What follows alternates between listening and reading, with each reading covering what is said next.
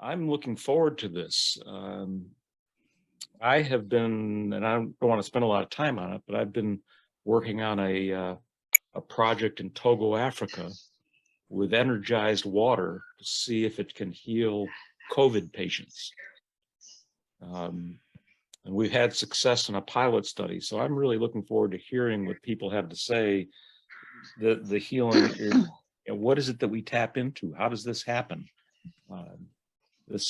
This capacity we seem to have is there are a lot of people who practice healing, but our culture just doesn't seem to have as broad an appreciation for it as it should. So I'm going to turn it over to the panel and let you folks take it from here. I'm looking forward to hearing what you have to say. Thanks a lot, Jim. Hi, everybody. My name's Mark Brooks. I'm on the Consciousness Cafe team, and we're here to talk about healing techniques demystified. That's just a catchy title, to talk about similarities between different healing techniques that we've noticed over the past years, talking to different participants on Consciousness Cafe presentations, people on our team, and just people that we talk to on a day-to-day basis. But we wanted to discuss these similarities with you today and see what you thought. If you have any questions or thoughts or comments about what we're discussing today, please put your questions and comments in the chat and we'll read them when we get to the Q&A period. And we do have a panel discussion today, but before we get started, I want to give the little standard medical disclaimer to say we're not talking about traditional medicine, which works on the physical body and is related to pharmacology, is related to chiropractic or surgery or anything like that. We're talking about healing the etheric body, which is something different. And when we talk about healing techniques, there's a number of different techniques that healers use all around the world. And we tried to get a panel of people with as broad a diversity as we can so that when you do hear some of the similarities they talk about, you know, it should be interesting to you. And not only with healing, we've noticed similarities in a number of different areas of spiritual abilities. And I was telling people on the panel beforehand that me being, you know, the person I am, I like to put acronyms on things and do processes and systems and stuff. So I came up with a 5-letter acronym for some of the things we'll talk about today. And it relates to all spiritual abilities, not necessarily spiritual abilities related to healing, but we're going to talk about healing related spiritual abilities today. And that acronym is called FIVES, F-I-V-E-S, and it stands for focus or concentration, intention, what's the intention of what you're trying to do, who's it for, visualization, entanglement, establishing that connection between the client and the healer, and then support is calling in support from the non-physical world for the different things you do. Now, the panel today we have, I'm going to introduce them in alphabetical order by their last name and tell a little bit about them. If you go to the Consciousness Cafe website and look under events, you can see a 1 or 2 paragraph description of the background or biography for each of the panelists, and I would encourage you to do that. But we'll start with Leslie Danis, and she's a shamanic practitioner and the author of Living the Sacred, Ritual and Ceremony in Daily Life. Rita Horton is a Healing Touch certified practitioner and the owner of Integrative Healing Concepts in North Carolina. Geoff Thomas is a spiritual healer and teacher in England, and he's the author of the book Footsteps into the Light. And fourth is Sam Thompson. He's a primitive blacksmith and the owner of Ravens Keep Forge in North Carolina, and he's the author of the recently published book Metal Never Lies, an Introduction to Metal Magic, excuse me. And we're also going to be talking to Sam on August 23rd. So look in the Consciousness Cafe events and hope you can join us for that conversation as well. So topic of the panel discussion is really the similarities in healing. And we wanted to talk about it from initially 5 different perspectives, but wherever we go on this panel is okay. The topics we'll initially introduce is holding space or setting an intention, making and breaking healing connections, the role of spirit in healing, local versus remote or distance healing, and different healing organizations, certifications, or training, talking about some of the formal training work that healers go through that you may or may not be aware of. So I'll start the discussion off with a panel on holding space. And when you do a healing session for someone, or and you can talk about how you set up your sessions, or how you create space or hold space for a group of people. What do you do? And what are some of the significant points that you try to be aware of when you prepare the space for healing? And we can go alphabetical order. We'll start with Leslie, and then Rita, and then Geoff and Sam.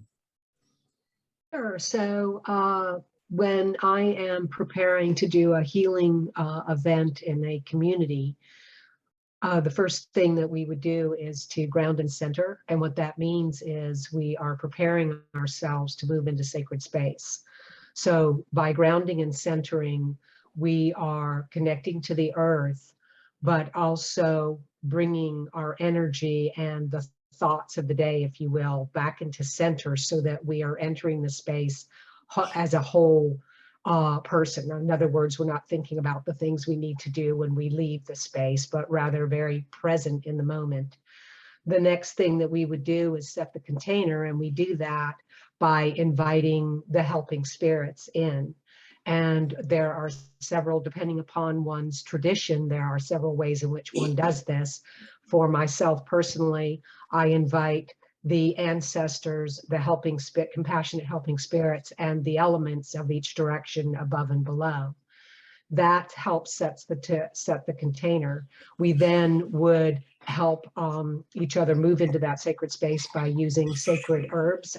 Often that's sage, although there are other things that can be used.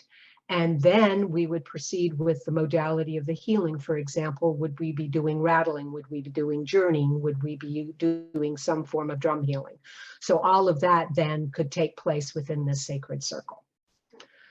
Yeah, thanks. Rita? Okay, normally how I start by asking God to be with me, Mother Mary, and all the archangels. I ground myself, and I ground myself to heaven, and then have what we call a hard line to the earth. So I'm from heaven to earth grounded. I bring all my energies in, which I center them. And then I put my hands on the ankles of the person I'm going to be working on and ask God to cover my hands. And I connect or attune to their energy field. And I connect with their energy field with mine, so they are able to receive healing or energy movement. And then I set the stage, I set the intention with the patient or client and say to them, my intention is to work on what needs, they might have said, I have PTSD, or I have back issues, or I'm battling breast cancer. And I set the intention for healing for that space. So I say it out loud, plus in my mind to whoever I'm saying a prayer to, and I invite their spirit guides in also as I work. Okay, Geoff? Right. Well, for many years, of course, I've been working in the church. I'm not now. That's the Anglican Church, where we had a process a bit like going to in this country, your doctor's surgery, where you're waiting your turn, and each one comes up and has healing, feels better for it, and disappears. So there isn't that much time to get everybody together, but we always start, or always started, with as similar to Rita, that prayer was so important that I would and I would seek God's permission, if you wish, and all who come in His name to be with us. we would, or I would ground in the same way, similar way to Rita, and ground the members who are waiting for healing, and I would then see that each person and the whole of the premises was filled with divine light, white light, and kept safe from all who would unlawfully intrude, sort of thing. Go on from there, and then as each person would come up for healing, I would then ask again through prayer that this person might receive the divine healing light of God and of the spirit team of which I was a member on the ground. I was a grounded member of a team. So together with the light from God, the Christ light, the rays coming through, plus spirit who was in present, we would then begin the healing process. Now, traditionally, again, or customarily over here, it's similar to Rita, where you go through the various chakras, but we don't start with the feet. We start with the crown and work down to the feet. But as one gets a bit older, as I've done, and I had an accident, I find that I can do reasonably just as well by standing over the client, the patient, and healing the soul. A lot of my work is soul healing. On the basis that if the soul is healed, then so much else in the body will be healed. So we have two aspects there. We have an element of soul healing, and then if a person's got, shall we say, a wonky elbow, we can then go to that particular part and give it attention. Beyond that, I mean, I'd say we have successes, but we don't, because as all healers will know, we claim nothing for ourselves. We are members of as I say, of a team. We're just grounded to do God's work. And we also in our healing do things like spirit release when you get an attachment with somebody. And that again is where we are used by spirit to be able to draw the attachment from somebody to ourselves. That's the way I do it for a moment, and then release it into the light. Okay. And closing down, the person would be open in prayer. We would close them down with prayer as well, and go through the various chakras, energy centers, and close them down in a quick, orderly manner, surround them with light, and then sign of the cross, and off they go. Okay, great. Thanks, Geoff. Sam? Let's see, mine's a little unusual than what most others are. Is I do a weekend kind of immersion. We'll go with that word. To where it's a group of people, 6, no more than 6, and we actually get into sacred forge work where everybody participates in blacksmithing. And it's through that elemental process that I think it gives people the empowerment. So I think a lot of healing can come from ourselves, and being able to be disconnected from the world sometimes, and you get kind of by yourself. And my thought is, you're in it, for yourself, but not by yourself, right? So you have a group of people that are all kind of pulling the rope in the same way, right? And it's through those elements of literally forging in the earth, and using the air of the bellows, the quench water, and actually the fire, and yourself as being the spirit, and working with the metal, which I think is very much alive. I'm an animist, so I think everything kind of has a spirit about them. And I think through that, it enables, there to be this container, because we're doing it kind of in the country at our place. So, I know our land is very sacred to me, and we've done a lot of fostering and a lot of healing with it, and where people can take time and spend time on the land as they go through that process. And it's been over the years doing this, it's been quite remarkable to see people go through the change of how they arrive on Friday versus how they leave on Sunday, because they camp out here and they stay here, and it's an ordeal, because it ain't easy. But it's that sometimes it's that physical exhaustion, it's that mental, calisthenics lack of a better word, because you're learning to do something different. And I think being in that safe space of being able to experiment and let go and just be, in that container, I think is very healing. Well, I know it is. Sorry, it is. There you go. All right. We talked about, and as we went around the panel, we talked about making and breaking connections. And I like to relate it to quantum mechanics and say this is actually quantum entanglement, or an application of quantum entanglement. Whether that's actually true or not, people need to do experiments to prove it or disprove it. But making and breaking connections between the healer and the client, or as you set up your space, we talked about grounding and holding space. You're establishing a connection between the healer and the client, or the healer and the space, so that healing can take place. And I wanted to ask each of the panelists if they could just elaborate on that a little bit more. I'll do the same round robin with Leslie, and then Rita, and Geoff, and Bo.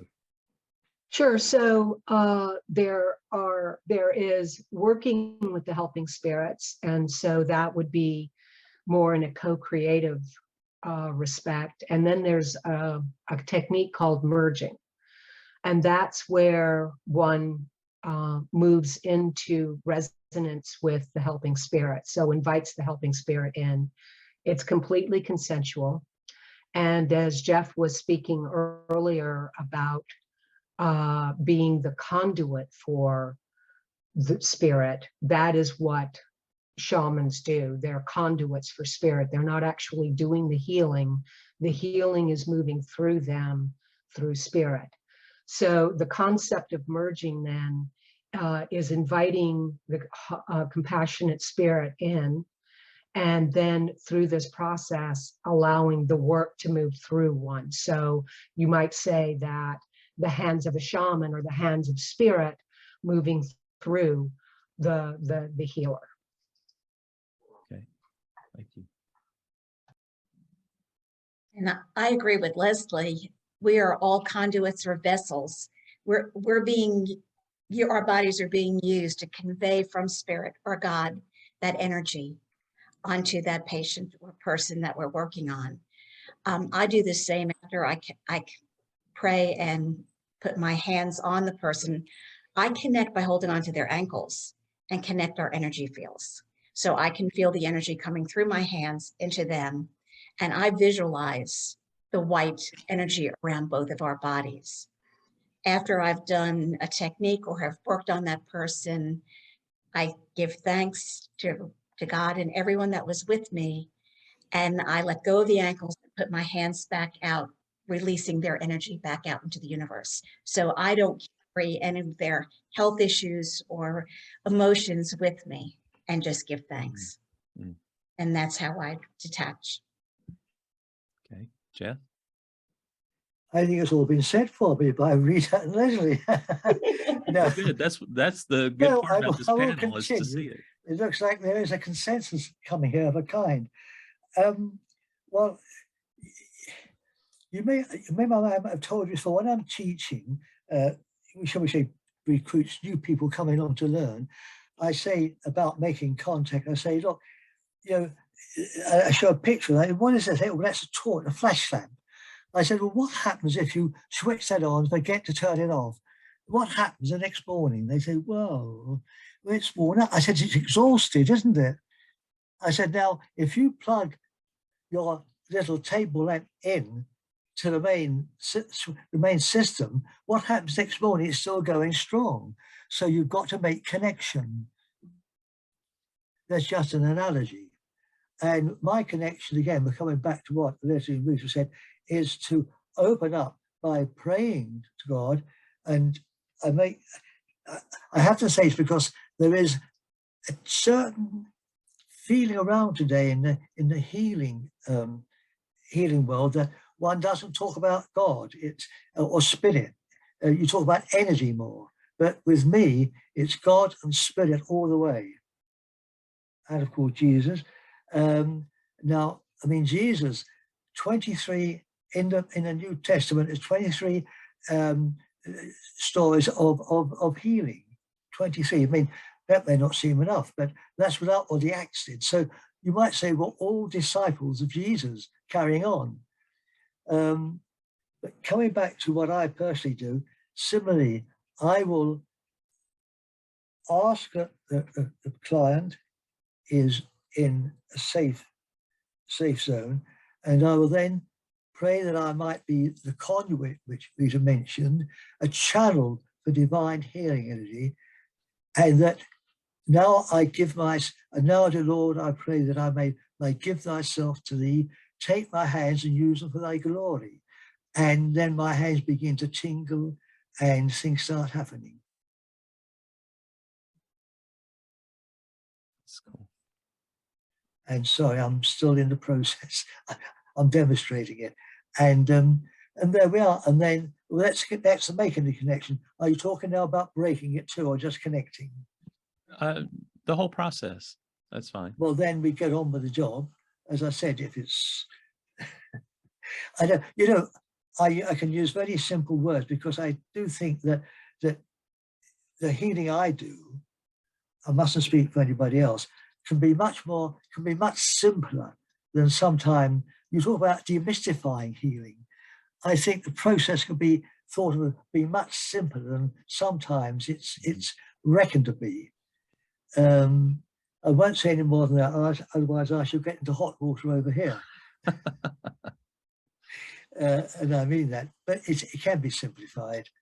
You see, we wait for the light, for the connection to come in from above. I've been through that first time round, and when the healing is finished, when you know, well, healing to say is never finished, but when the process you've been working on for the time needs to be terminated, then you begin to close, as I say, your clients down. In my case, I pray that each of their energy center is closed down. We like to leave one open, and I usually leave the root base center open, and then light around them again, and a blessing, and off they go. There is a school of thought that one maybe shouldn't close the client down, but again, this is where you come to opinions. Yeah. But there you are. That's mine. Great. Sam? Well, as far as making connections, I look at myself as being more of a kind of a co-creator, right? An active spectator. How's that for a word? I just kind of feel, I just kind of show up, pay attention, and let go of the outcome, right? And similar with Leslie, we as a group set space, but we also set an intention of what our time together what we want to do. What's the object of the exercise? I think somebody very famous, said one time, if you don't know where you're going, you'll end up someplace else. Yeah. Right. So I think, setting that clear intention of what's going on, what's going to happen, what we want to do, but also having the flexibility of letting life happen, and being okay with that as well. So I think that's how I do it. I know it's kind of unorthodox, but welcome to my world. Yeah. So Sam, in your book, you talk about an acronym called FLOW. Yes. And I was thinking of that as you were talking. So that's where you got your acronym from, right? Is that what it is? Well, mine's a little different. Mine has 5 letters instead of 4, but it starts with an F. Me. That's what it was. I had 4. I got to get 5. Yeah. And the book is flow, which is feel, right? What are you feeling? And then listen, which are obviously, to me, they're very different, right? Because what you're picking up on and then what you hear are a little bit different. And then being open to change. And then after you do those things, then you can actually work. So that's what flow stands for. So if you don't do the preliminary stuff, you're just kind of, mouse in a cage, right? You're just boogity on that little wheel. You're doing a lot of stuff and you're not getting anywhere. That's cool. So you bring up a good point, Sam, and I'll ask the other panelists, what does the client have to do during the healing process? Or what do you ask the client to do during the healing process? So from in the way that I do this, they don't have to do anything. They stand or sit, And then the healing happens in the way in which we may be healing. Now, if we're doing journey work for healing, then the client would be an active participant potentially, or I could be journeying for the client and then coming back with information. So depending upon the structure of the session would determine how active the client would be. When I start, I have them take 3 deep cleansing breaths to try to relax the body. And then I ask them to keep an open heart and mind, because if they keep themselves open, they'll receive the healing, and they'll receive healing anyway. But if someone's more receptive to it and open, and it's getting that permission before you ever start, which I always get anyway for them to contact me, it's just having them to be open and receive. That's all I ask. Okay. Geoff? Well, I usually ask people just to relax, to sit in the chair and relax, and meditate, but just relax. And if it's a distant healing, I say just find a comfortable chair, relax into the chair, and let it all happen. Okay. That's all I need to do. Yeah. But back to simplification again. I want to mention a quote here, which you probably are all familiar with, is energy follows thought. And that drives a lot of the work we do at all levels. Energy follows thought. Let the energy, if you think your mind is concentrated on a particular issue, then the energy will follow. That's good.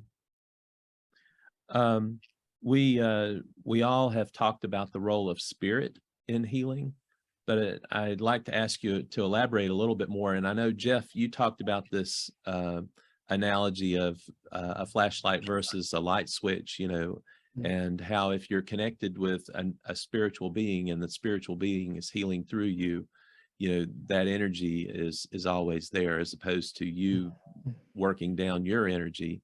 But I'd like Leslie and Rita and then Geoff and Sam to talk about the role of spirit in the healing that you do, and how you involve them, or what kind of support do you get from them, either directly or indirectly.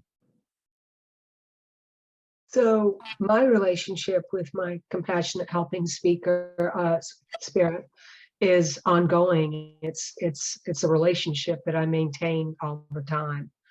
So I am acknowledging, aware, and receiving all of the time in my relationship with my helping spirit.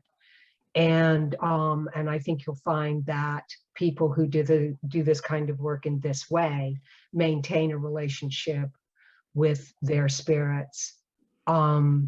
It's not something you do when you're healing, it's something that you live. As far as how I do this when I'm doing work, that is done in a sacred way. Again, using the way in which we enter into space.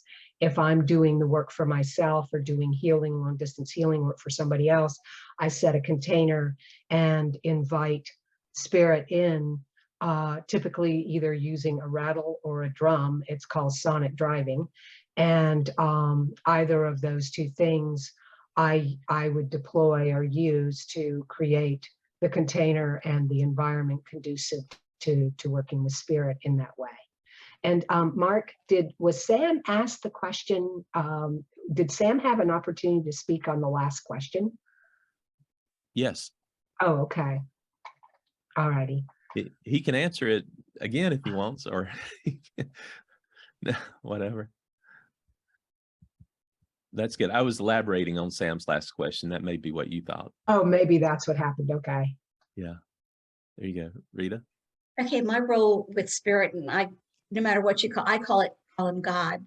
But before I start any healing, I ground up to heaven and ask God to come through the crown, which is the head, into the heart and into my hands. And when I put my hands on the ankles or the shoulders, no matter how I connect to the client, I ask them to cover their hands on mine. So I feel all healing comes from God. And I work with all the archangels. Being raised Catholic, all the archangels are always with me and Mother Mary, but I have him cover his hands on mine, and that's how I feel the healing goes through the body. Very important, and I think I've always had a very strong faith, and it wasn't until I started doing this that I realized how strong my faith was, where all healing comes from above.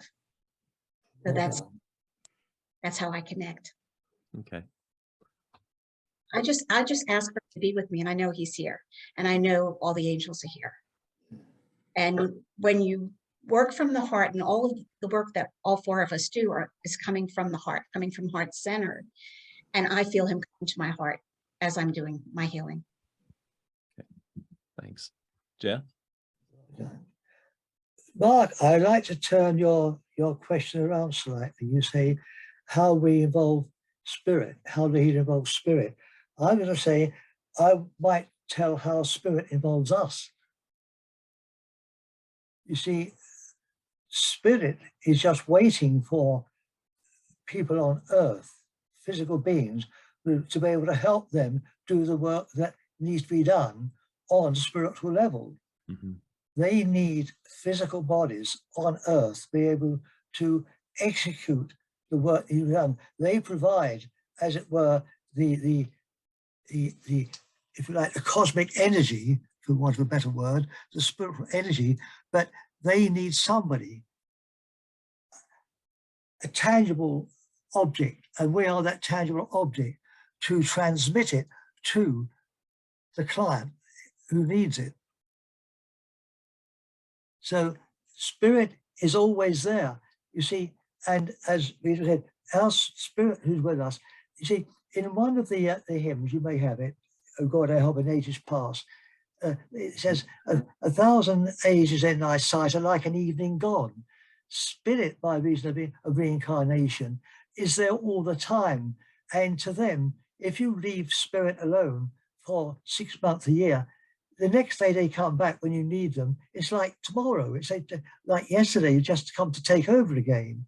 So they're always there waiting to, if I say, to use you, to be able to work with you, if you're willing accomplice. And that is why if one is wanting or trained to be a healer or anything else in the spiritual field, you offer yourself as a willing accomplice, as a willing soul to work with God. You have to give yourself over, and it's that giving over which is so important in the early stage. You have to let go.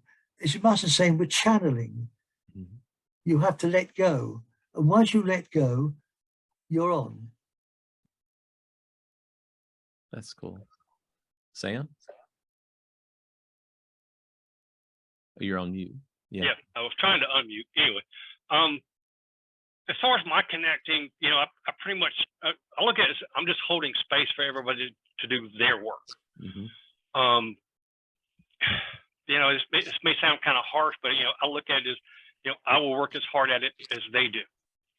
Right. I think there's that universal of, whatever you put into it's what you get out of it. Right. So I think that for me, with being able to hold space, and sometimes it's just holding space to let people mess up, giving people permission to make it wrong, and go, all right, what did you learn? Sometimes I think, we're so busy getting things right that we don't allow ourselves to make mistakes, right? Because I know I learned just as much from doing something wrong as I do from doing something right. Okay, well, I've learned how not to make a light bulb. And I think being able to give people that safe space to where they can do that and then do it wrong and it not be the end of the world because it didn't turn out perfect. I think that there's a lot of validity in being able to allow people just to be people for a little while, my 2 cents anyway. Well, that's good. And that brings up a good point in that all of us, and I'm saying for the panel, not necessarily myself, you didn't start out as being proficient healers. You had to go through and make mistakes and learn and study and and do things wrong and do Still things making right. mistakes, Mark. Everybody else may not be there, but I'm still screwing up on a regular basis. All right, Yeah. just want to make sure that's out there. There you go. But it's important, and I think, and then also too for the people on the panel, if you could elaborate how you came about learning how to do your healing. Did you work on yourself first before you went with other people? Did you go to a class, or what did you have some formal or informal instruction? What did you go through to become who you are now? And I'll start with Leslie again. Sure. So I've been on this journey for 20 plus years. I've been part of many different kinds of circles. I studied for 5 years with Kim Duckett, who wrote The Wheel of the Year, Spiritual Psychology for Women. I'm about to complete a 3-year program with Foundations for Shamanic Studies. But I think you said the operative statement is that, from my perspective, to be a healer in working in this way, one has to work on themselves first. Because if they're bringing in a lot of their own baggage and their own unhealed trauma, that can materially impact the work they're doing. And from my perspective, is not an ethical approach. Because as we work in the energetic realm, we are working with people who are vulnerable. And when we're working in the energetic realm, my traumas and what I bring into this space may not be readily seen. They may be felt and they may be impactful, but they might not be seen. So I think any healer working in this space in this way really has to work on themselves first and be a whole person before they start entering into the healing realm for others. Yeah, I totally agree with Leslie. My journey started in 2010 when I was diagnosed with breast cancer. I had spent 30 years building a real estate career and was a real estate instructor and thought that's where I was going to end up for the rest of my life. And working with a company that really wasn't that empathetic when I went through cancer. And if anyone's ever had a major health issue, it just stops you in your tracks. And that's when I took a real hard look at my life of, is this really what makes me happy? Is this what I want to continue doing? Is this causing my health issue? Mm-hmm. And 3 months after I had finished treatment, my oncologist invited me to an integrative medicine symposium that was put on by the Cancer Institute in Charlotte, North Carolina. And it was a day where they talked about spiritualization, visualization, Tai Chi, yoga. And the last person to get up and speak was the RN that taught Healing Touch. And I went up to her and I said, I loved your speech, would love to take your class. And she said, you pay, you can come. I said, give me the website. And the minute I took the first class, I knew that was what I was meant to do. Instantly. It took me 5 years to go through it was 5 classes. Then I had to go through a year-long certification process of doing 100 case studies, reading 15 books. It was very lengthy. And then when I finished, I quit my job and I started volunteering anywhere, any place would let me in to practice Healing Touch and work on.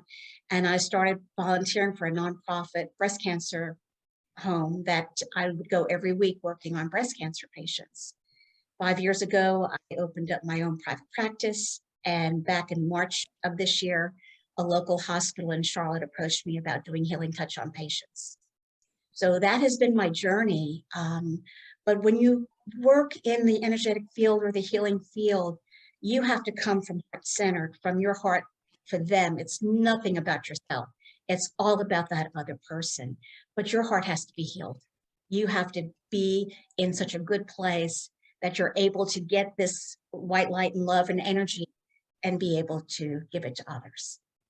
So that was my journey on going into the healing. It was a far cry to the right from real estate, yeah, but I'm here. Great. Geoff? My journey goes back a long time. During World War II, my very 2 best friends were killed in the Air Force, in the RAF, and I wanted to find out a bit more about how, what this life was all about. So I went to, probably was the leading psychic of the day then in London, and we had a chat, they had a message, and they said we'd like you to join us, join our intimate circle. I said, why? They said, well, you're mediumistic. Well, having said that, I did, because I went into the army just after that. And then I came out of the army, went straight into my career as a professional engineer, which took me forward in marriage and all sorts of things. And suddenly you realize that, you know, your life's halfway through life and you haven't got down to it. And then my only son had a very bad, developed a very bad illness. And I felt then we should find out more what this is all about. So I started looking into it again. And I went to a number of, in London at the time, number of the leading spiritual and psychic establishments. And I became just like blotting paper. I was soaking up everything I could. Now, I was 35 years younger than I am now.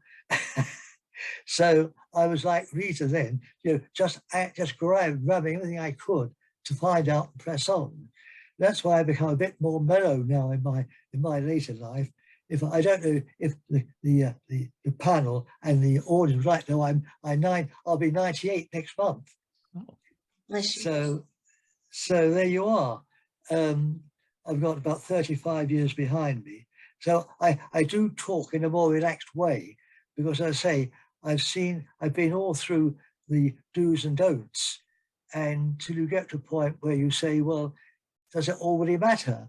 Not in a throwaway sense, but, you know, things will happen anyway. And one important point here is that, you see, I describe my son as a catalyst who's come down to earth for me. Because I wasn't on my pathway, he came down and developed an illness in order to bring me onto it. Now, to some people, that may be just perhaps wishful thinking or just imagination, but I know that is what it is. I've been guided onto the path which I should have been on. And you see, we come in, we're gifted. Those of us, and not just me and perhaps the panel, but endless number of us, we come in with gifts of a kind or another.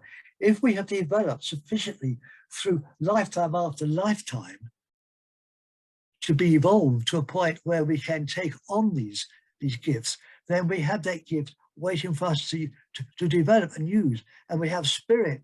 When I say spirit, not just, you know, 2 or 3 friends of yours, but I'm talking about the spirit world of yours, waiting for us to get on with it.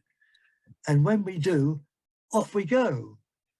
So the gift is there in so many people, and it's got to be taken up and worked on. But again, if you're not ready for it, it may be then that all the efforts in the world won't take you very far. And that sounds a bit hard, but I would say now to not just the panel, to the audience with us tonight, that the fact you're here, you're switched on, and you've got that gift.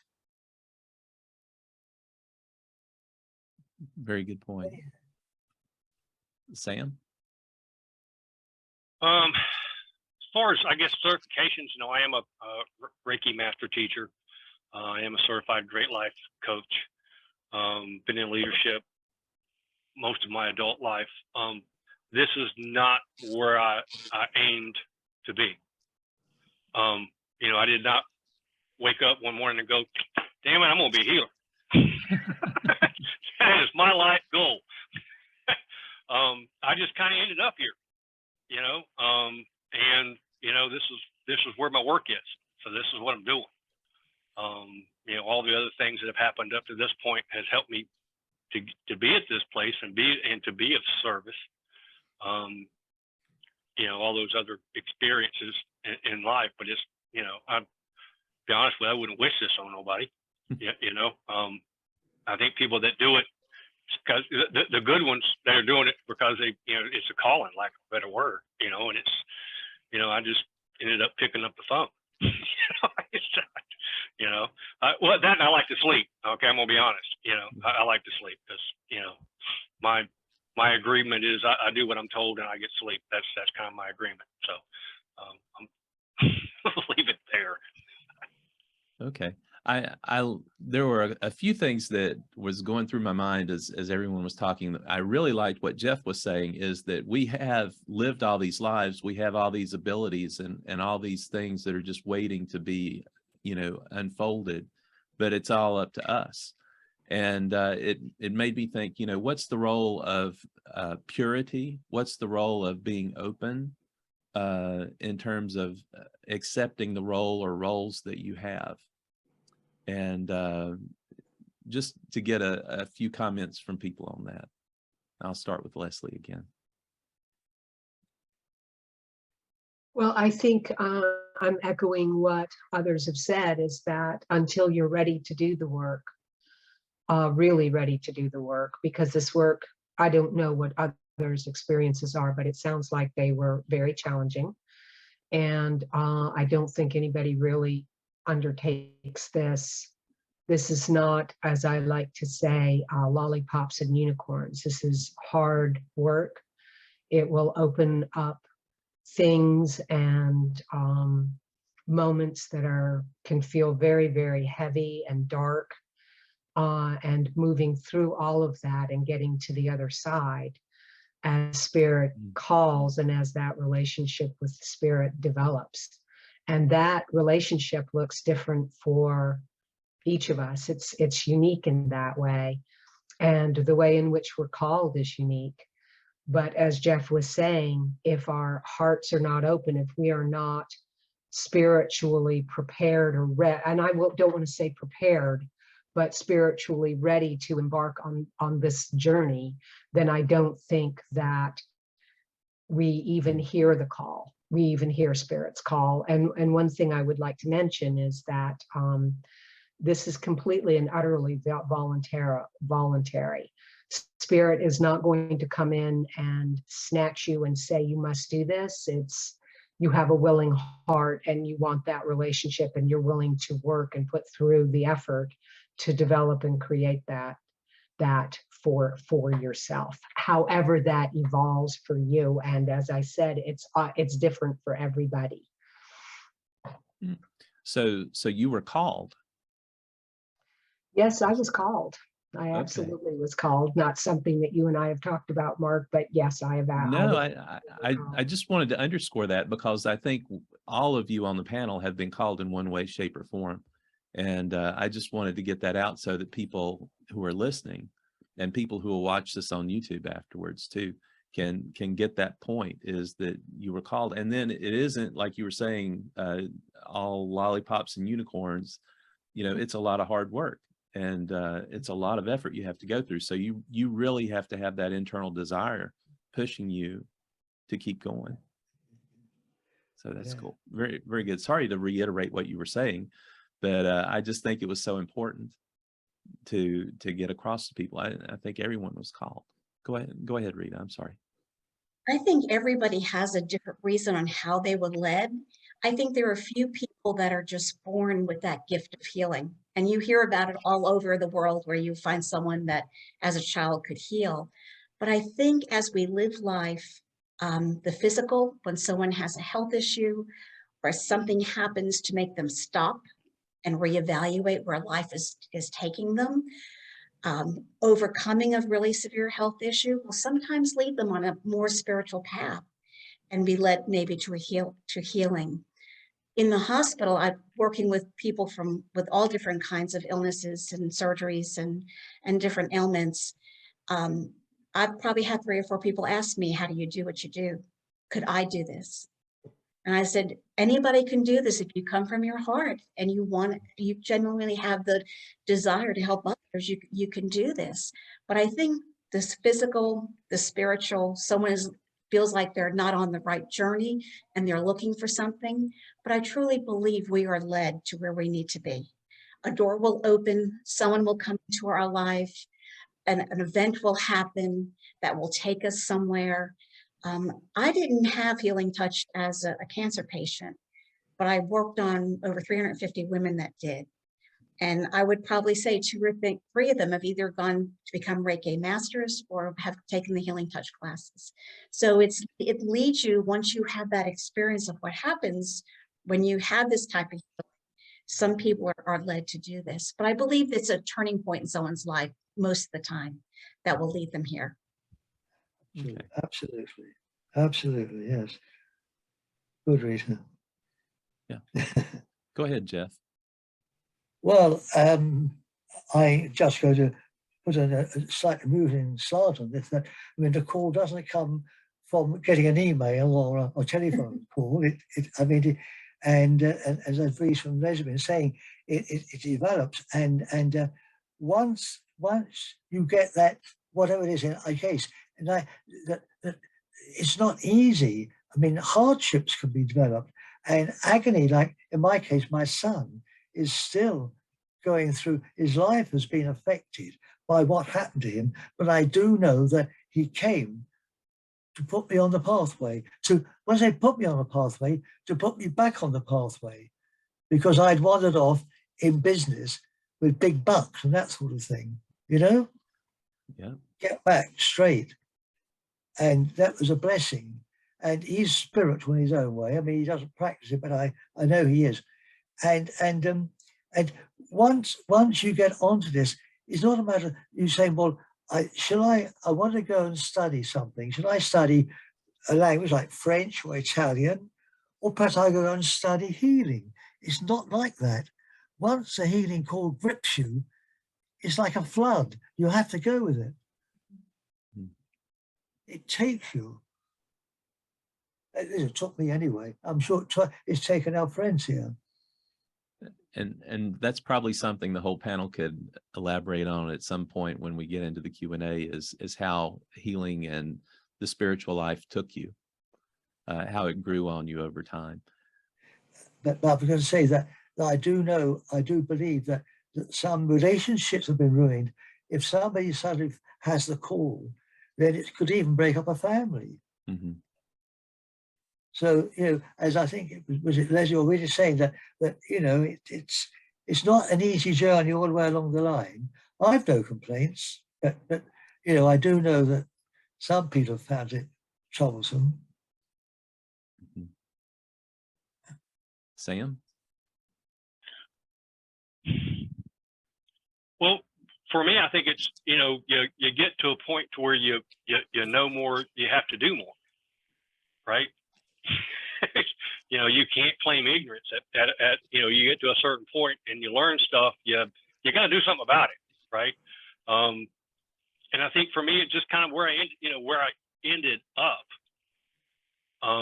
you know, because as I think more that I got healed, because I had stuff that I had to take care of, right, and take ownership of, and claim personal responsibility, and, you know, be an adult about life.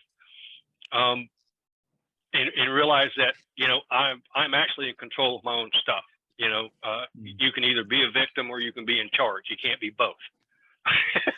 You know, and once I decided to be in charge and I started to work on my own stuff, then it was just kind of the next step. Now that I'm learned more, okay, well then, you know, let me help somebody else. Mm-hmm. You know, and I think that's not just necessarily unique to me. I think that's part of what being human is. You know, you always supposed to help out someone else that needs help, right? And I think that's just kind of a natural progression with it. You know, I don't know.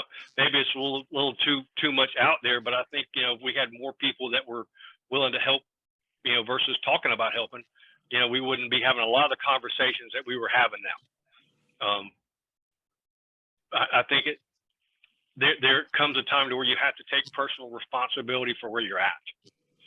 Mm-hmm. You know, and I think once you're at a spot to where you want to do that, then I think a lot of other stuff falls in line, you know, with life. And that's just my personal experience.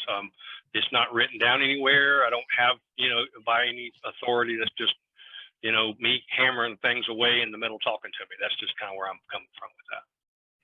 That's cool. Well, and you make a good point, Sam, is that you had this inherent desire to help other people. And I think that's probably true for everyone on the panel, is that you had a desire to help others. And that was one of the individual drivers as well as the other things that we talked about. Geoff, you were going to say something? Well, I was a couple on something that Sam was saying. What he said, it's to stand up and be counted. What words he was using to me brought that straight into my mind. There's a time when you have to stand up and be counted. If the call comes, you stand up and be counted. And the other expression would be, of course, the Good Samaritan, that desire to do good. We all know the Good Samaritan, I'm I sure. think they're both important. And it's probably important for the people on the call listening, you know, is have you received the call and are you willing to stand up and be counted? I think that's an interesting question to ask the people that are on the line listening today. You know, and there's a Jewish rabbi quote, Rabbi Hillel, you know, that I always like this one.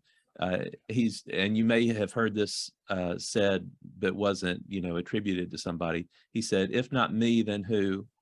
If not now, then when? You know, it's stand up and be counted, be the person to take responsibility. But that was from Rabbi Hillel. And if you say that in front of some Jewish people, they'll go, wow, wow. You know, so, but if not me, then who? If not now, then when? Yeah. So, and I wanted to talk about, we've talked about the spiritual calling, but and the work that you had to do on a spiritual basis too. But I know that there's healing organizations that you belong to. There's certifications and training that you had to take. There's you know, meetings that you've participated in, ceremonies or rituals that you participated in. Could you elaborate a little bit about the stuff that happened in the earthly sphere, you know, both from certification training, organizations to belong to help you with your healing work? I'll start with Leslie. Sure. So in the shamanic tradition, one is not certified or claims that title. Mm-hmm. That is something that's conferred by the community. The community would have to recognize one as a shaman. So I use shamanic techniques, meaning that I work with spirit for the purposes of healing. And that is rooted in shamanism, but I am not, nor would I call myself a shaman. My community may, but I do not. As far as taking classes, I'm completing a program. That program, upon that completion of that program, confers me nothing, except that an incredibly enriched experience that has helped me grow in many, many ways. So from a shamanic perspective, there are no certifications, and anybody who's claiming to certify you as a shaman, I would be quite suspect, because doing work in this way is not certifiable like a doctor or what have you. Other than that, the path that I've taken, I've studied with a lot of different teachers from a lot of different perspectives.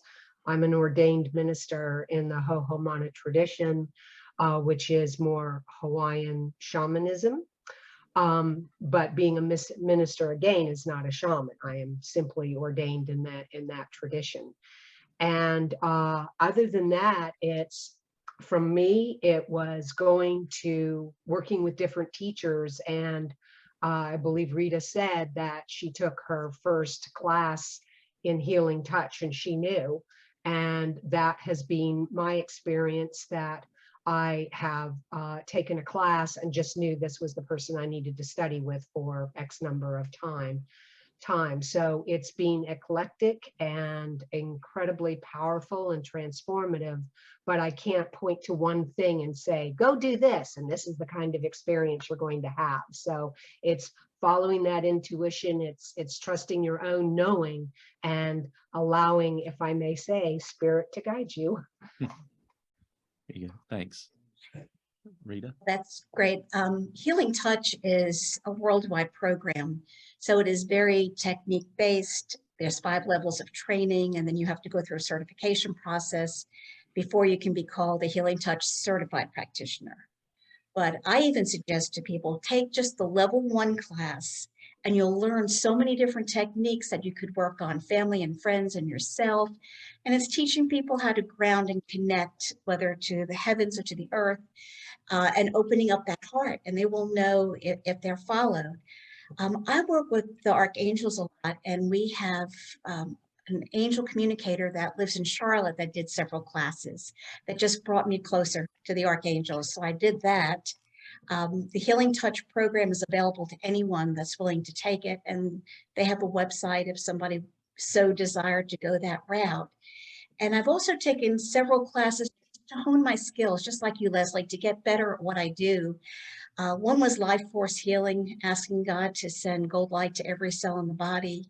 The other was working on the immune system, which really came in handy when I started working in the hospital, because everyone's immune system is compromised there. So I've learned different techniques other than the healing touch techniques, just to add into my toolbox of when I work with patients and clients. So, you know, it is an organized organization and program. So if someone just wanted to take the first level, they could do that, and they'll know if this is the journey that they're supposed to be on. Great. Thanks, Rita. And Geoff? Well, Britain is a small country, several joined up smaller nations, but most of the healing and spiritual work is or was centered in the London area. And as I was living there, it was very handy for me to be able to take up what I wanted. And that, you might say, is something in everybody's favor, or otherwise, that one might use the term luck of being where you need to get the information. But we have several, I would say, world-class organizations. I mean, I'm accredited to the College of Healing, where one takes a 2-year course. Not all the time, it's broken up, but giving you time to assimilate the knowledge, to learn it, and also to practice the actual healing touch itself. And then there's another one, used to be called the National Federation of Spiritual Healers, which I'm also accredited, and that is now run by people called the Healing Trust, because, as I've said before, people are a bit wary about using the word spiritual, as it frightens some spirits in the night. So that's two. There are others, like there was a Spirits Association of Great Britain, SAGP, who were tied up with the Arthur Findlay College. I think you've heard of that. So there's a lot in London, apart from another psychic research place. So I was able to be drawn to those straight away and get on with it. Now, as a casualty, it's a 2-year course. However you do it, I did it in stages. But the idea of 2 years is that you may have developed a knowledge of what you need to do. But as in engineering, where I was also qualified, you have to have the experience behind you before you can call yourself a fellow.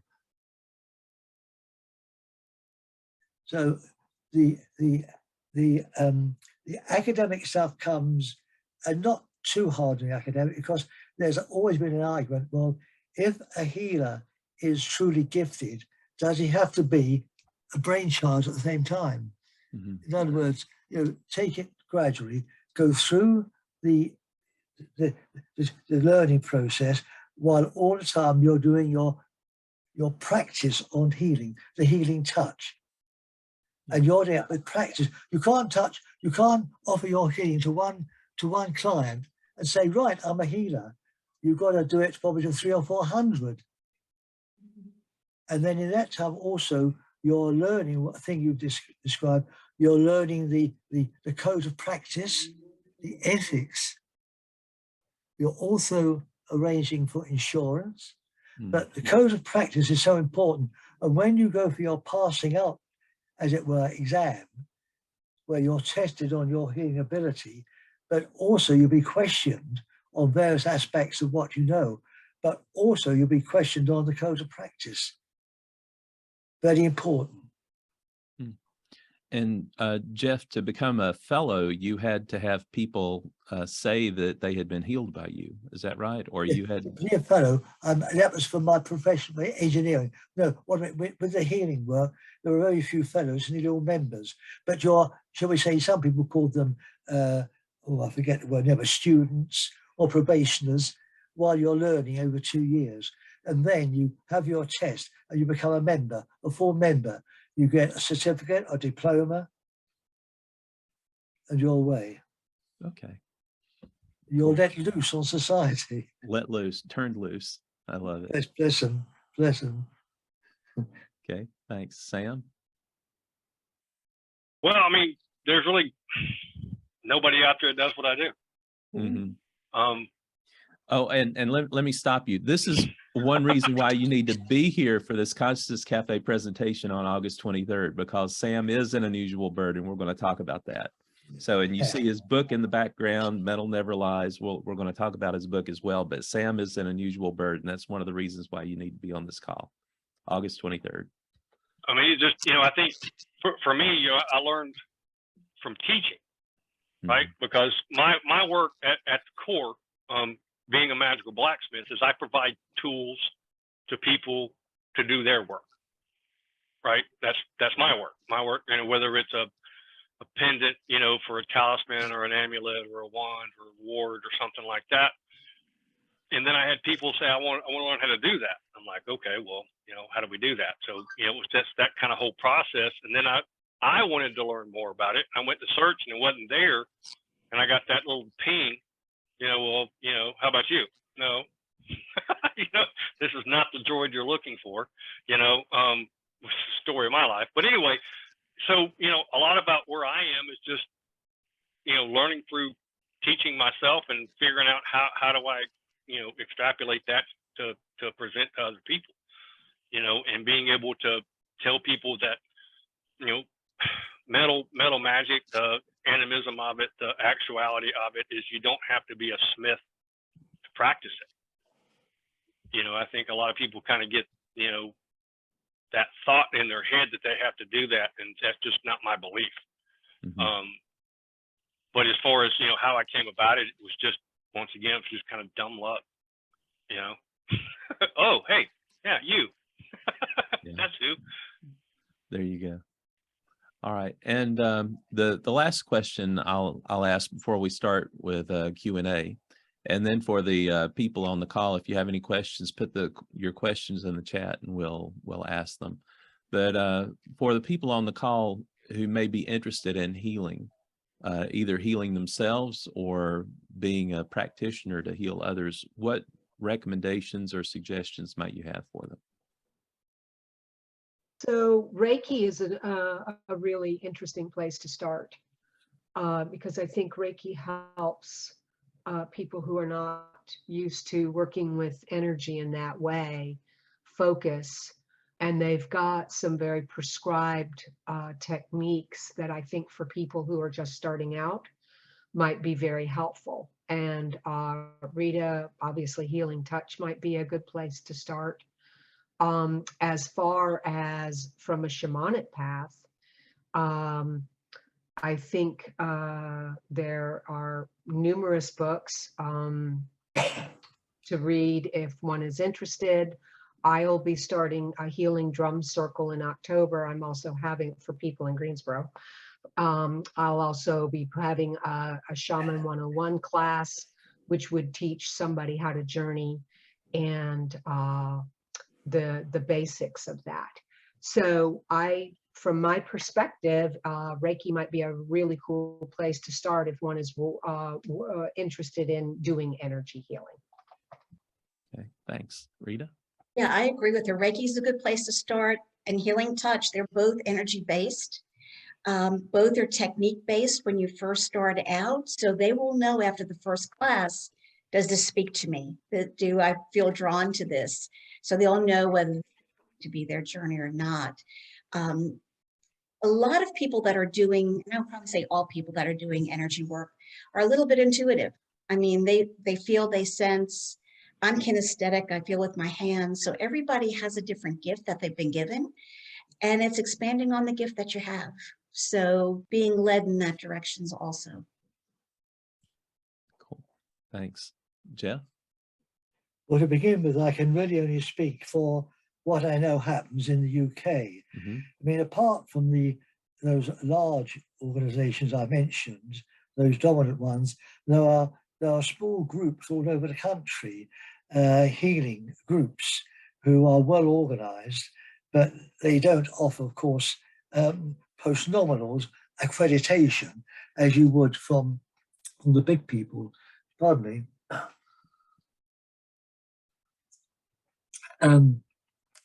But I in Britain, I too will be running a course for people there online because they're so even in a small country, the people who might want to come are so spread out that you can't all be together working as I have done in the past, where you work in a locality, then people can come to you for in-house training, and then you can work on each other and get the healing experience you want before you go out to do it with people. As you said earlier, when you were giving me the earlier one, you said that for accreditation, the novice has to, pardon me, has to work on people.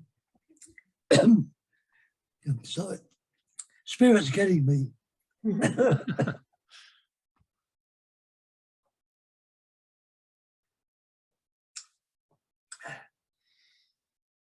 It's the heat. Must be the heat. If it's not spirit. But I do know that a contact of mine who is connected with you is trying to organize a healing course. My voice is changing. They're trying to organize a healing course. I won't mention the name now because that'd be rather private, but perhaps you know, Mark. Yeah. So there's hope if you want to organize a course there for teaching online over a period with breaks in between for people who are near enough to come down to earth and practice on each other, you know, on the ground level. But say in Britain, it would be a 2-year process generally. I mean, it doesn't say you can't be healing in 5 weeks, but you won't be sufficiently experienced to be let loose, as I said earlier, on unsuspecting the clients. There you go. Mark, can I just interject something? Sure. I think if someone has never experienced a healing, energy, spiritual, that kind of healing, they should start with that first, to have that experience. And then any kind of class they take, make sure it's hands-on, because healing touch, Reiki, it's all this, you're actually doing the healings on each other. So you get to experience it firsthand. But I would suggest if no one has ever had that kind of experience, to experience it first before taking a class. One important thing I'd like to mention before I've forgotten is that in the courses I mentioned, and it's not to all the courses I've been on, but my courses, based on my own knowledge and finding, is that learning how to heal is only one aspect. It's a dual-fold thing. The other one is you've got to learn the spiritual life. You've got to learn what the spirit life is all about, the eternity of life. And that to me is 50% of the process.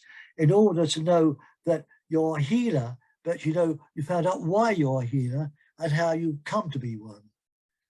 That's so important in the work I do. There's no point for me, I wouldn't be able to do what somebody said, look, I'm a healer, look. I said, but you know, what are you doing? Oh, I don't know, this just happens. You have to learn why you're a healer. And that's why, to me, you learn what I call the spiritual process. And that to me starts with God and comes down through the system. Rita, you're nodding your head. I agree. That's cool. Sam? Yeah, I'm not sure I can really add anything to any of that.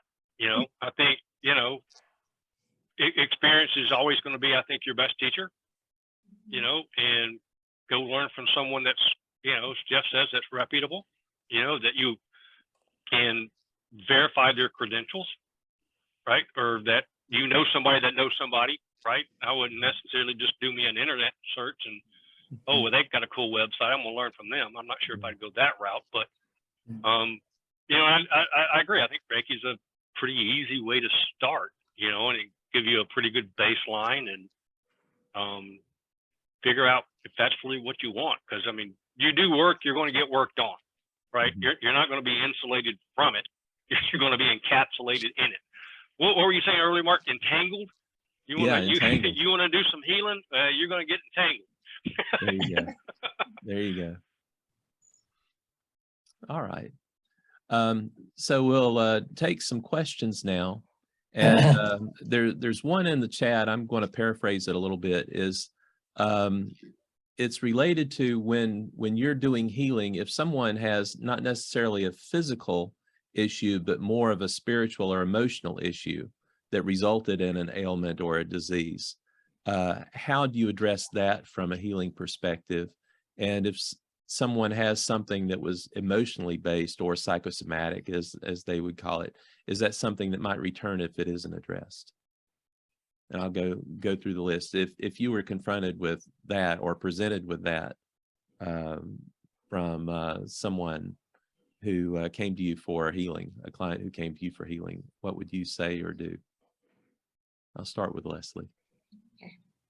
So I would consult with the helping spirits and receive guidance as to the best approach. It may be a technique called soul retrieval. It may be that there are intrusions in the body that's causing illness, and from a shamanic perspective, that would be a spirit that shouldn't be there.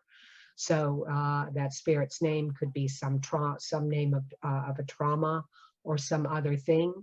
If it's psychosomatic, it's still real to the person. And spirit heals in the way that spirit heals. So regardless of whether it's psychosomatic, meaning that it is a physical thing, but there's still something driving that. So it is real in the sense that there's something driving at it, and then that would be the focus. As someone who is a conduit for spirit, it's not me directing it. And so, and this is something that's said in Key 2, is that the healing energy goes where it goes, and spirit knows best.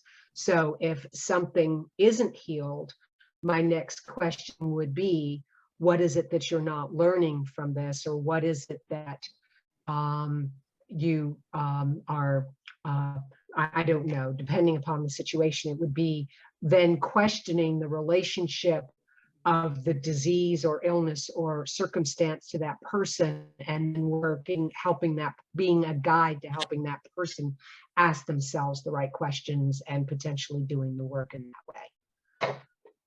Okay, thanks. Rita? Well, I truly believe the head controls the body. The mind's going to control what's going to happen in the body. So almost all the health issues, or most of them, are emotionally triggered. When I ground, center, connect, and ask everyone to be with me, and my first place to go is the heart. I do something called life force healing, where I send direct energy from God through the heart into every cell in the body. And as Leslie said, energy will always go where it's needed. I have the advantage of having time in my private practice of sitting down and talking to people before I actually work on them, to find out what is going on and what's going on in their lives and things that are triggering it. But I go to the head, the heart, and know that if there's any kind of attachment, as Leslie spoke about, this life force healing will disconnect it. Also, sending energy in through the head and down. So the energy will go where it's needed, but know that most of the emotional things are going to result in physical things anyway. So that's where I start, is the heart. And that's where most people are upset. Cool. Geoff? I used a term earlier soul healing, just soul healing. You want, if it's emotional or worry, the points you explained, Mark, you gave a kind of short list of the kind of conditions a person might have. And to me, it was just, they want soul healing. I don't mean they shouldn't be addressed by any other means as my fellow panelists, but what I mean for me, it would be soul healing. There is, the healing is brought down through the crown, and that's where spirit is connected with the afterlife. And from there, the healing, the energy, the God-given energy will come down, as Rita said too, but she said through the heart, but it will find the places which are needed to be addressed. Okay, thanks. Sam? Well, I realize I can't be all things to everybody. And that might be something that I would probably, be honest with you, refer out to let someone else work with. And then after that, maybe come spend some time here at Shadow Sanctuary. But I know I can't be all things to all people. And so I don't, because, yeah, that would be, to me, that would almost need to be, you know, somebody that's a professional. And, you know, I'm a blacksmith. Yeah. I'm a simple guy, you know, I'm wanting to hammer it out, you know, and, you know, when you have a hammer, everything looks like a nail sometimes. Yeah. And I do want to add that you're getting people back out into nature and to disconnect from the day-to-day world and things too. So as you were talking when you first spoke, is you're setting the space for people to be able to heal themselves. Correct. As well. And I see that aspect of nature. I mean, you are in nature. You're sitting around a fire, you know, burning metal, you know, and it's something that's very raw and primitive. Yeah, it is. And primal, you know, so it takes people away from a lot of the stresses and strains of daily life as well. So I would say you're creating that environment to allow them to change. Correct. And there's, sorry, I don't want to take your thunder or whatever, but it's reminding me of you know, a little saying, you can lead a horse to water, but you can't make them drink. Is you can create the environment in order for other people to change themselves, and I think you do a good job of it by having people out in nature. Well, this is what I kind of meant when I said earlier, you know, I will work as hard at it as they do. You know, I wasn't trying to be ugly about it, but I mean, there's you know, if somebody's not putting in the work, you get out of it what you put into it, right? And the harder you work, the more you're going to get out of it. And I think that's true with life. You know, there's no, do you get a participation trophy for life? I'm not really sure, you know, but you know, you got to work, right? You know, I mean, I'm Southern Appalachia, so I grew up, you know, you didn't work, you didn't eat, you know. So, you know, I think a lot of times, you know, and like I said earlier, you know, I think for me, myself, I know my limits, right? I want to make sure I stay in my lane, you know, and I know what I do, and that's what I do. And I would refer out to some of these other awesome people here on the panel to do some of that more in-depth stuff and get them to a point to where then they can come out and get different kind of work done. If that makes sense. There you go. All right. Well, thanks. Bill Linfesti, you have your hand up. You need to unmute yourself. Yeah, I'm sorry, Mark. I couldn't get the chat thing to work when I was trying to type in my question. I've been doing meditation and studying a lot of these issues for about 50 years, and I never thought about this till today. But when we talk about trying to open up to God, I guess I'm assuming that there's kind of like a clear channel to God. Is it ever possible for us to inadvertently open up to maybe spirits that aren't quite as developed and that might not have our best interest at heart, or is there some kind of a cosmic filter that keeps that from happening, if that makes any sense? Okay. Thanks, Bill. We'll start with Leslie. Well, I think one of the suggestions about Reiki then is creating protection and grounding to circumvent some of that. I will say this, if you feel uncomfortable in the relationship with spirit, if spirit is asking you to do things that feel wrong or not aligned with your heart, I would say walk away from it. So a relationship with spirit should be a relation, as you might develop a relationship with an individual. It's listening to your intuition. And from a shamanic perspective, we would call in the compassionate helping spirits and set a container so that only helping compassionate spirits are permitted into this container. So there are a lot of different techniques to use.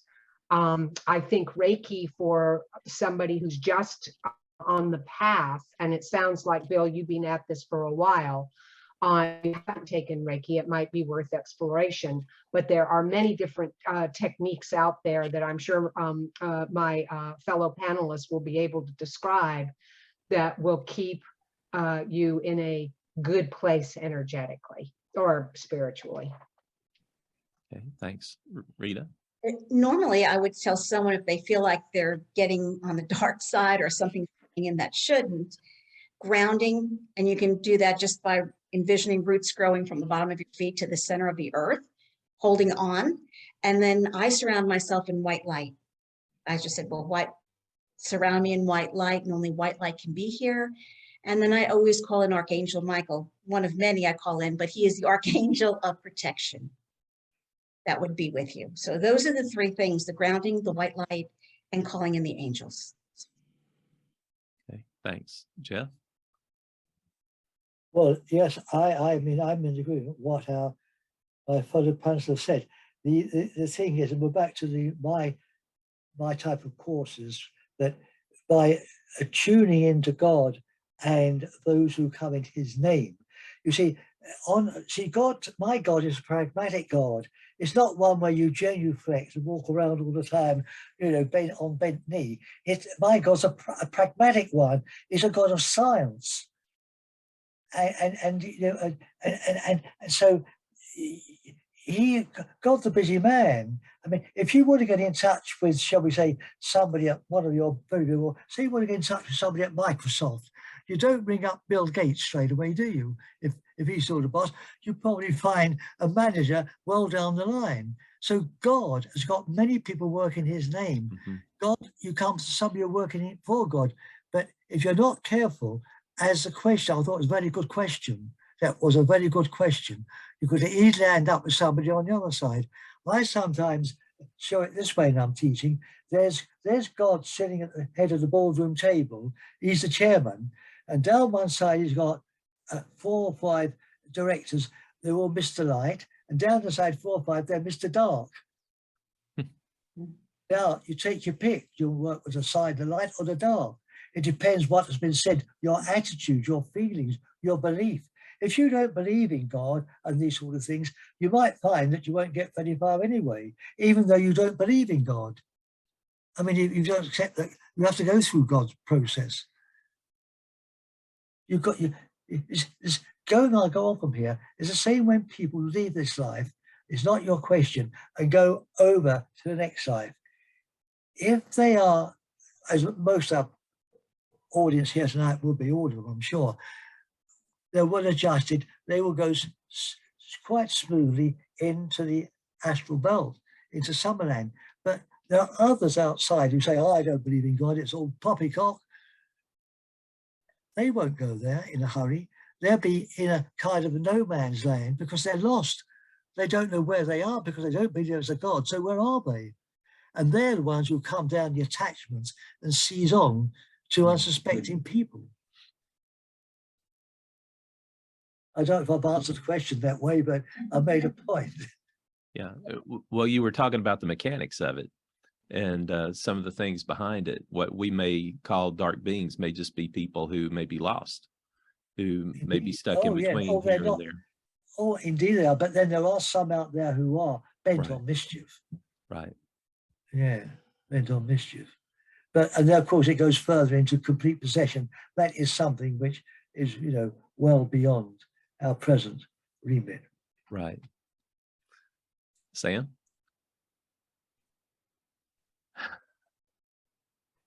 Trying to figure out how far down the rabbit hole I want to go with this. Right. You know, I think at a point, you know, we have lessons in this life that we need to learn. And I think there are times when, for myself, I'm slow. So I need the lessons to be a little louder so they have my attention, if that makes sense.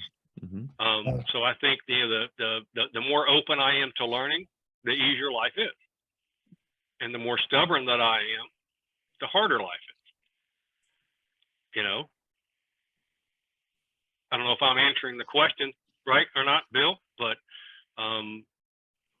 Well, if I could, I don't want to be resistant to learning, but also think sometimes when people they make themselves open to everything. I remember I grew up I was in college in the 60s and 70s when people were sort of credible about everything. So if it sounded sort of kind of spacey and out there and kind of new age, people accepted it without question. You don't want that either. And so because you swallow everything doesn't mean that you're open to learning. You're just gullible. So I'm saying, is there which is also a lesson. Yeah, is there a way to be open, but yet use some judgment and some wisdom? And is it possible? Is it likely that you'll have some undesirable influences that you'll be picking up on your antennas, so to speak, or are they pretty well filtered out if your intentions are pure enough? Well, I think for me, I think it would boil down to time. You know, how much time do you want to give it before you have to make that decision? You know, a lot of us want to take the blue pill, right, and be done with it. And sometimes that's the wrong pill, you know, because they want something kind of quick, and you sometimes will get what you pay for. You know, whereas if you put time into it to learn, to meditate, to think on it, you may have a different thought process at the end than you would at the beginning of that same. I don't know if that answers your question. But, you know, to me, energy is energy. There's not a negative and a positive. It's energy. You know, what you do with it is what gives it that determination. Okay. Thanks, Sam. Thanks, Bill. Jim Fisher, you have your hand up. One's a comment. There's a healer from the western part of North Carolina. Some of you who have interacted with in the past have heard this story. A disabled man came to Vaughn and asked for a healing, and Vaughn told him to be in his bed. It was a remote healing, distant healing, at a certain time, and he'd call on his etheric surgeons to help heal the man. The man had a remarkable improvement for about a week's time, and then he fell back into having to be totally dependent upon his wife for his care. And when I asked Vaughn why he thought this healing didn't hold, he said, it's possible that there's a higher purpose for this man's disability. So at least the lesson I got from Vaughn is we have to be careful about assuming that we know what's best for people when we step in to do a healing. You know, hopefully we don't have an ego need to necessarily heal the person. It's whatever the higher purpose is. The second thing I want to just quickly mention, if anybody would have an interest in this, I mentioned the energized water healing in Togo. Bill Bankston had a mental cycling technique that he used to infuse some form of healing into water. And then that water can be shipped anywhere. He's also found that he can infuse this into cotton cloth. And I find myself wondering if any healers here have ever tried to do that, infuse some form of energy through them into something inanimate that can be used as a follow-up, so you don't have to necessarily be the instrument that does that healing every time. Okay. So we'll do a round on the panel on this second part of Jim's question about using cotton or water for healing. Have you ever used objects other than the energy in your hands, or than your own direct healing, or even indirect healing and distance healing? Have y'all ever used that? So the answer is yes. In the techniques that I use in my practice, I have tools that I've been guided to create. But I think Jim's question is putting an intention into an object, which would then hold that intention, and in this case, it's healing, into water or cotton or oil. I think it's a very interesting question, and I'm planning to do some work around that, but I have not intentionally done that yet. But I do create essential oil blends for the purposes of healing, which have physical effects. But I'm very curious to know if those could be amplified through intention. But I have not done that work yet, but I think it would be an interesting thing to pursue. Okay. And before we go to Rita, another comment came up in the chat is Mother Cabrini cloth was used to restore sight to a baby. So that was just one example of that. I'll go back around to the panel, and Rita, go ahead. A couple of years ago, they had the Healing Touch conference in Charlotte, and there was a PhD there that was testing certain healers, and I hadn't finished my certification. And one of the tests she gave us was, it was a jug of water, like a vial of water, and she had us set intention to put our hands on the outside. And I was able to change the pH and the alkaline of the water. So it can be done by intention. I know water can. I've never even tried it with cloth, but I've done it with water. So it's just changing the alkalinity of the water to be able to do that, but it can be done with energy. Cool. Okay, Geoff? I've had no particular experience with it. I mean, I think for the moment of the person who touched Jesus's cloak and was healed immediately, but that wasn't infused with water. It was just Jesus's cloak. But no, although I wouldn't want to talk too much about it, I did have an approach from a gentleman in your country a few months ago about this water, and what if I would like to, as it were, become an agent for handling it in the UK. But I said, no, it isn't really for me. I mean, at my time of life, it isn't what I want, maybe for somebody else. But I mean, you're talking about in your country or anywhere else, but it's indeed somebody young, by young, I mean, who's ready to be able to take on something of this kind and push it if it's going to be of value to people. But I'd like to go back to Jim, if I may, Jim's first point, which I thought was a point I was going to make, is that we mustn't assume that healing, no matter what type it is always going to be successful. Because there are many people who, and my son is one, who are here for other purposes, and they are not meant to be better. Now, it sounds, I know, almost ridiculous to people who are just on the fringe of healing, wondering what it's all about.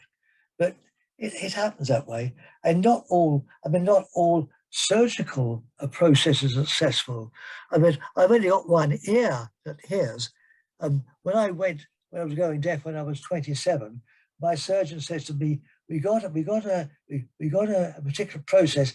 It's 50-50, 50% successful. Would you like to try it? I said, okay, go ahead. And it failed. Now, we didn't say the man was a charlatan, did we? So if a healer offers healing to somebody, says it may not work, oh, they say that's a cop-out, isn't it? but it isn't. It's part of the overall process. Good, very good. Sam? Now, I've never done water or oil or anything like that, but I've definitely done it with metal, without a doubt. Okay. And I know I've looked at your website, and you talk about amulets and things as well, and you have what designs on some of the things, some of the different pieces of metal that you sell. Does that have some intention, worked into it? And that's part of your flow too, is getting to the work at the end, is Right. opening yourself up to get to that. Which, a sigil is basically, it is an intention, and I work a lot with the Om, which is, an Irish,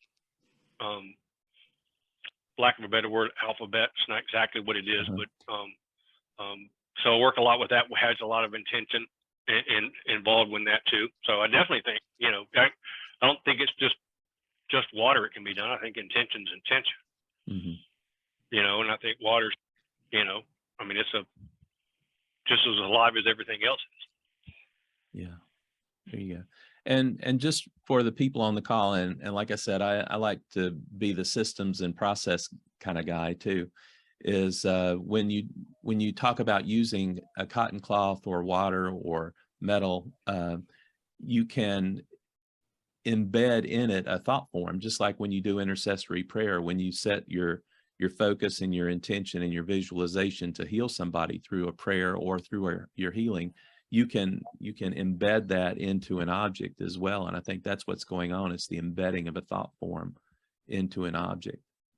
Just if you're looking for a technical thing, I'm not saying that's the explanation, but it's just one way to look at it. If you're looking for a mechanical way to say, how can this happen?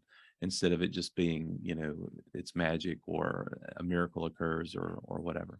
So I just thought I'd throw that in there. I like magic though. That sounds good. Yeah, I know.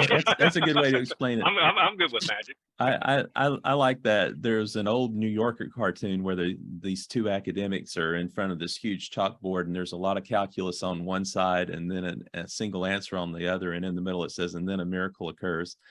And one scientist says to the other, says, I don't know if our colleagues will agree with this, or whatever. But it's, and I know I butchered the tagline on that, but anyway, Bill, you had one more question. Yeah, this is mainly just kind of to flesh out what we've been discussing. So Rita, for example, or to anybody on the panel, is healing measured just by, say, pH levels? And is it better to be more alkaline than acidic, or vice versa? And are there ways to measure, to actually empirically measure some of this so we can see if it's working? Because otherwise, how do you know that you're doing what you want to do? And is it possible, if we're embedding thoughts, Mark, I think it's a really an excellent way to put it, if we're embedding thoughts in whatever material we're focusing on, is it possible, without meaning to say put I'll say impure thoughts, but it's, is there a way to make sure we don't let our egos get involved? I guess that's really why you have the "Thy will be done" thing in the Lord's Prayer, to say, this is what I want, make sure it's what's supposed to be. But I know if if there are ways to actually measure, make sure that you're charging the material stuff with energy, and what ways there are to measure it. Yeah. Rita, I know yours was actually an experiment, right? It was. They checked the alkaline of the water before I sat down before it, and they checked it after I had my hands around. I don't know if it was 2 or 3 minutes that we held our hands around the beaker of water, and then they went back and checked it. So we were all given a score of what it was when we started and when we finished. A little bit different with water than it is with people. Right. With people, you're going to physically see a difference, or see a wound heal, or see a blood pressure come down, or watch people come out of the hospital 2 or 3 days sooner than they thought. So that's something visual we can see. The other was the same way when they tested it, but they just wanted to see if intention could change the pH of water. Yeah. And it can. And Rita, you were talking about it with your work with the hospital. You're actually employed. You're making money off of this. In a paycheck. You're getting a paycheck, which is cool. But there were actually studies done that were showing that when you did your healing touch work on cancer patients before and after surgery, they had different or they had improvements, or more marked improvements than before. So you had statistics behind you as We well, did. and there was some other stuff that was going on. Just if you They could elaborate did on that. clinical trials on healing touch in Charlotte, where working with breast cancer patients, and the women that received healing touch before surgery, in post-op, and the day after, got out of the hospital 2 days sooner and used less pain medicine. So it was effective with those women. And I volunteered at a nonprofit for 7 years and saw over 350 women. So I went to the hospital anytime anyone had surgery, up to COVID. Now I'm able, since I work at the hospital, I can get into post-op. So my neighbor had back surgery. I got to tell the story Wednesday. And I waited in post-op for them to roll her out of surgery, and worked on her. There's a technique we have that we can pull anesthesia out of the energy field. And I was the first person she saw, and she opened her eyes and she goes, "Thank you, Rita, for being here. I didn't want to be by myself." So she was wide awake. And I went back to her room, and she had spinal fusion done, and it wasn't a minor surgery. And she was sitting in the bed that night talking to everybody that was in the room. So it makes a huge difference when you get anesthesia out and you work on the pain right away, once all of that wears off on the body. So it's definitely, they've got clinical trials for healing touch. I don't know about the other modalities of energy healing, but the local cancer center, which is Levine Cancer in Charlotte, has a full integrative department with acupuncture, healing touch, spiritualization, journaling, yoga, Tai Chi. They have psychiatrists there. So they're there healing the whole person instead of just the surgery that cancer treatments take. So I've been very fortunate to volunteer with them, as well as now being at the hospital. That's cool.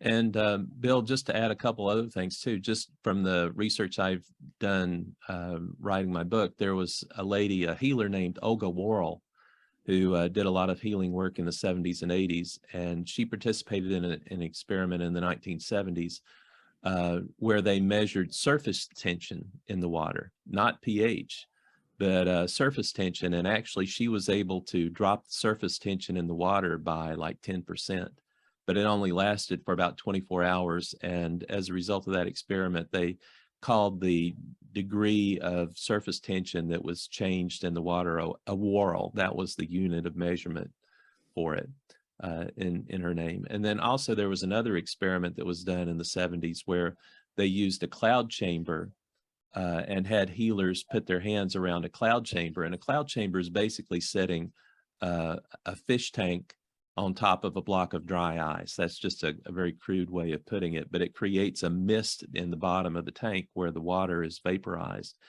And a healer can put their hands around that glass enclosure and move energy between their hands, and you could actually see the movement of the mist inside the cloud chamber. And Olga Worrell and Ingo Swann did that in the 1970s. I don't think it's been repeated since then, but one thing too with Olga, she actually made the mist move when she was 600 miles away, talking about distance healing. So there's been some experiments that have been done on it. I think it's a good time now to try and replicate some of those experiments, just to show from a scientific standpoint or a scientific method standpoint that, there is some effects that are going on that can't be explained. So does anyone else have any questions? I think I got one more. And And I just saw it. So in healing touch, the energy of the patient or client can be measured pre and post intervention. It's okay, charted and drawn in a diagram. So that's related more to what Rita was saying. Does anyone have any other questions? Well, if not, I want to thank the panel for what's been a very interesting and exciting conversation. I will say in all the presentations I've listened to and all the conversations I participated in, I haven't, or let's say very rarely has there been the amount of information that's taken place or exchanged, that we had in this conversation. I want to thank all the panelists for their involvement and for their comments and for their honesty and, helping people understand about healing, the similarities in it, as well as some of the differences between the different modalities that they use. Jim, you wanted to say something? I just want to thank people for participating, giving their time on a Saturday afternoon. I'd like to think that there is some kind of awakening going on, and we're part of that. The more we can share the work we're doing with others and help people understand that this is legitimate work. This isn't hocus pocus. I think the better off we'll be. So thank you for the work you're doing. I imagine you probably run into some people that turn a cold shoulder to what you're doing, but the fact you're sticking with it, I think that's great. That's great. And I'd like to thank the entire panel, Leslie, Rita, Geoff, and Sam for your participation. And I'd like to thank you all for attending this session today. If you want other people to listen to what's been said, this conversation will be up on the Consciousness Cafe's YouTube channel within 24 hours. And with that, we'll draw this session to a close. So thank you all for attending. Thank you. Thank you all for participating. Take care. Thank you for having us. Yes, thank you so much. Yeah. Bye-bye. Take care, Geoff and Leslie and Bo. Y'all too. Bye, everybody. Thanks, guys. Bye-bye. Love you all.